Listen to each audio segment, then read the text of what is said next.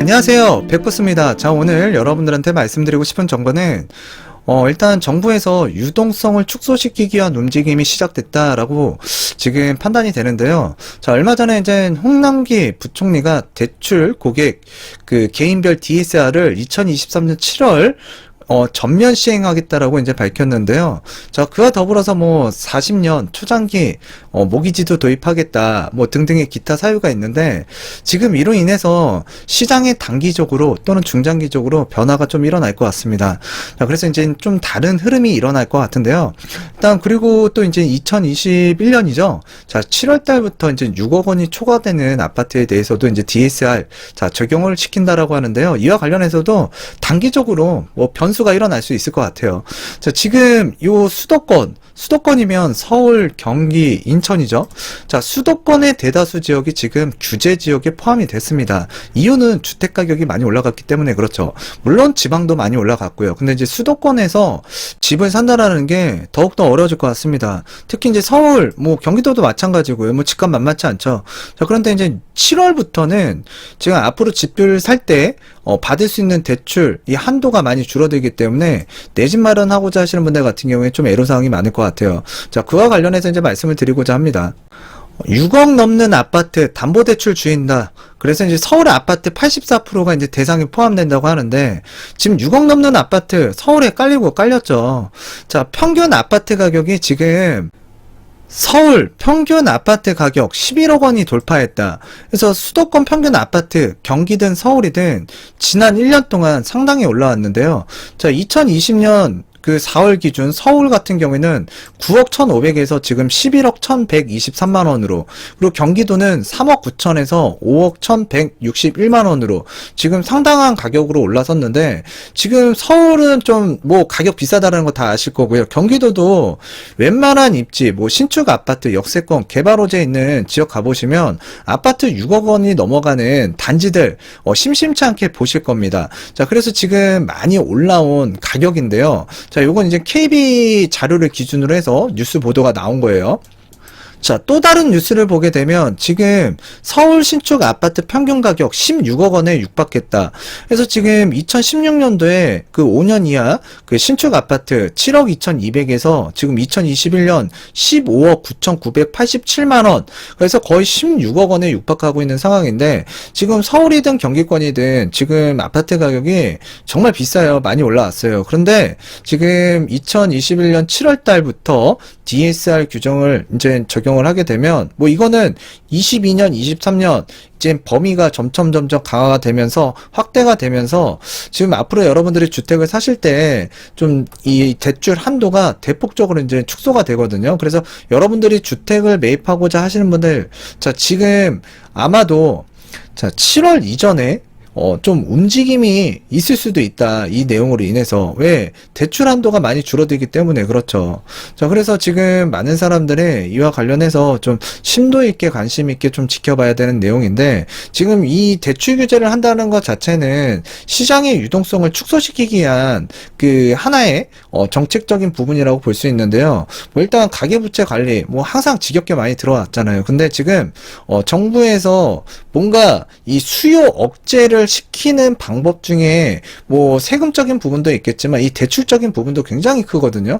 자, 그래서 시장에 이 뭔가 거래가 일어나기 좀 어렵게끔 지금 뭔가 대출 규제도 강화를 하고, 명분상으로도 좋잖아요. 부채 관리. 자, 부채 관리를 한다. 자, 그래서 이제 부채 관리가 되게 되면 중장기적으로는 일단 대출 한도가 많이 줄어들면서 일단 거래를 할 때 어디선가 자금을 조달해야 되는데 자금 조달하기가 굉장히 어려운 일반 개인 같은 경우에 주택을 좀 취득하기가 어려운 상황이 되고, 그로 인해서 자, 올해 7월 이후부터는 지금도 거래가 많이 줄어들었지만 지금 올해 같은 경우에는 거래량이 확 늘어나겠다라는 걸 좀 장담할 수 없을 것 같아요. 이 내용을 보게 되면. 자, 그에 반해서 또 이제 7월 전까지는 또 주택을 살려고 매입 하시려고 마음먹으신 분들 같은 경우에는 7월 이전에 대출을 실행해서 집을 또 사고자 하시는 분들이 이 단기적으로 좀 늘어날 수도 있고요. 자, 그리고 특히나 이제 6월 이전에 이 종부세나 재산세 부과되기 이전에 이제 그 잔금을 치는 조건으로 제가 얼마 전에도 말씀드렸죠. 자, 일단 그 가격 내고라든가 또는 급매물건을 좀 잡을 수 있는 타이밍이라고 또 말씀을 드렸는데, 또 단기적으로 할 때는 이런 내용 때문에 또 움직임이 또 변화가 있을 수도 있겠다라고 이제 좀 개인적으로 생각이 들었고요. 뭐 하여튼 6억 넘는 아파트 이제 담보대출이 이제 축소되는 거 7월부터, 자, 서울 웬만한 아파트 뭐 100채 중에 한 84채 정도는 84%니까요. 뭐 100채가 있다. 그러면 84채는 이제 규제 대상에 포함이 된다. 대출이 줄어든다. 자, 그래서 이제 7월부터 서울 규제 지역, 투기 지역, 투기 과열 지구, 조정 대상 지역에서 6억 넘는 주택을 살 때에는 주택담보대출의 한도가 줄어든다.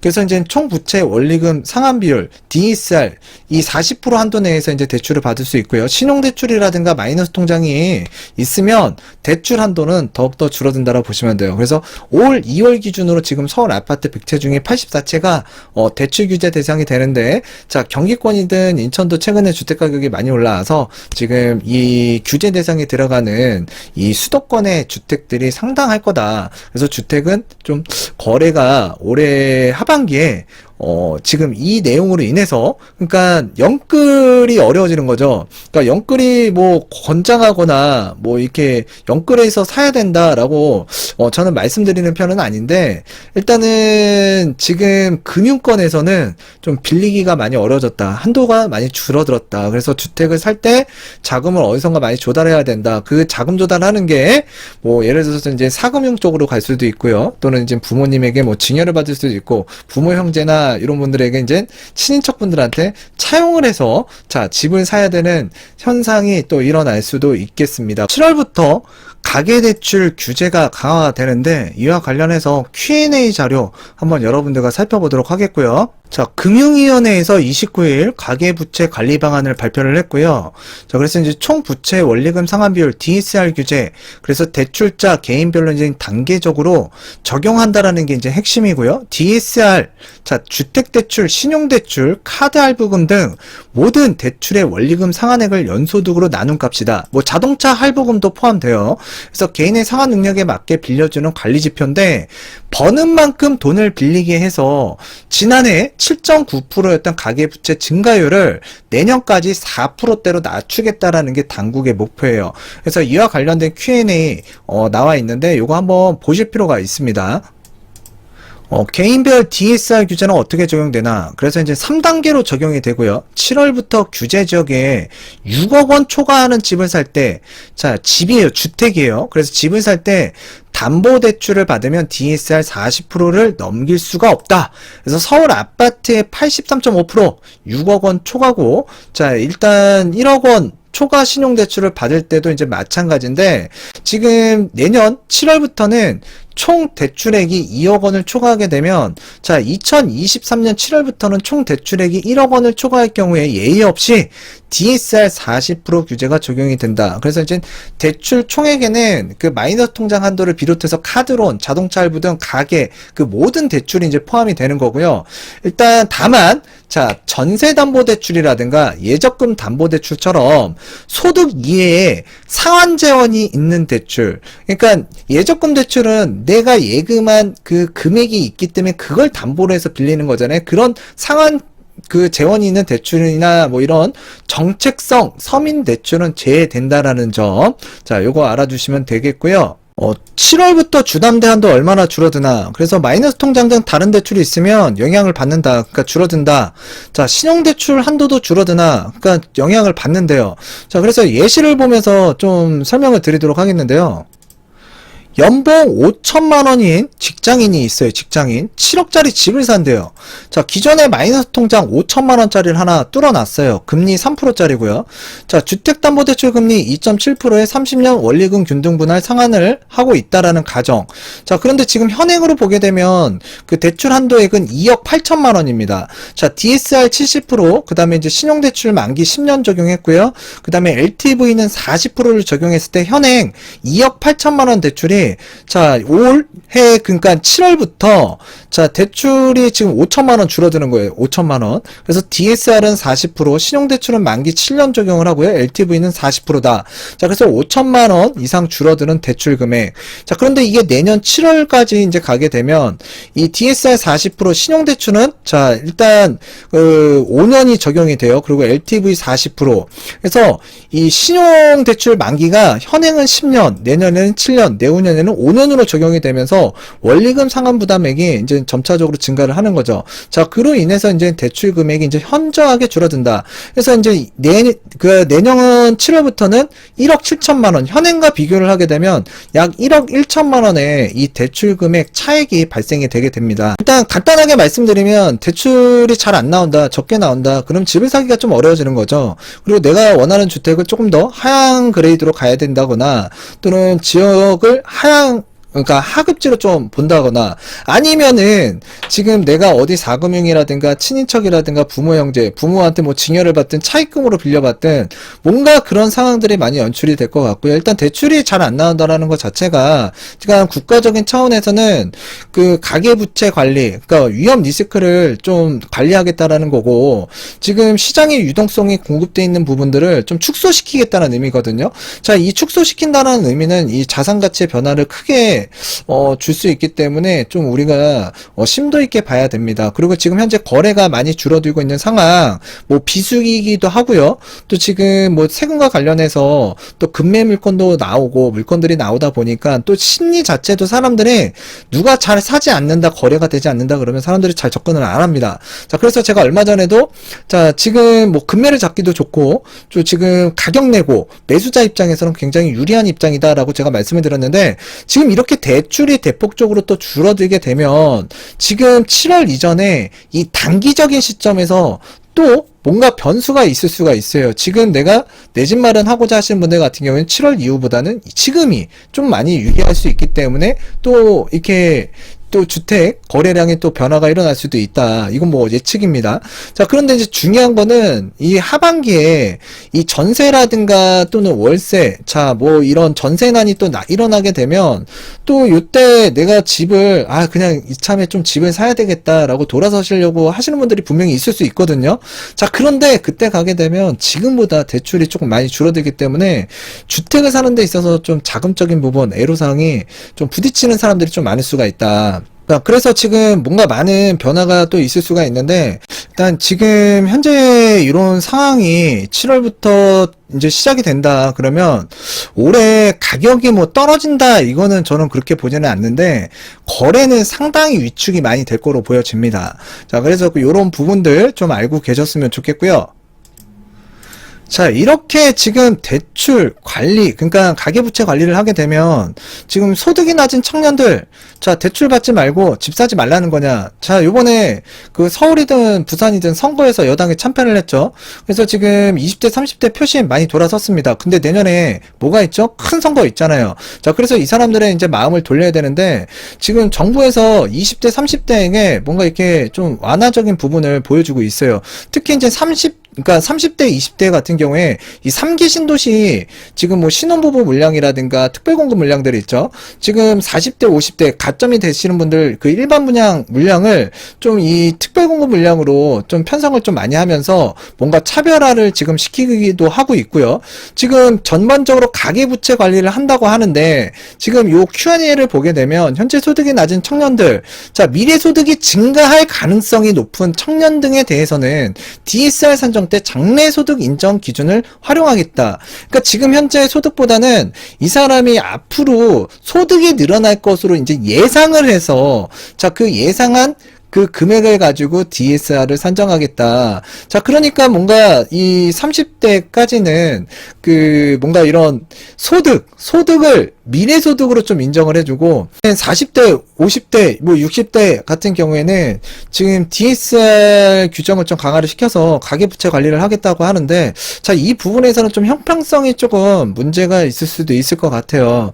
그래서 진짜 가계부채를 관리를 한다 그러면 지금 뭔가 이 주택 가격이 아까 보시다시피 뭐 서울 아파트 가격 뭐 신축 아파트 16억이고요. 경기도 뭐 서울 평균 아파트가 11억 원, 뭐 경기도는 5억이 넘어간 상황인데 지금 이렇게 비싼 이 아파트 너무 비싸다. 지금 뭐 좀 상기 신도시 사전 청약 기다려라. 김현미 국토교통부 장관 작년에 뭐라고 했습니까? 20대 30대 연끌하지 마라.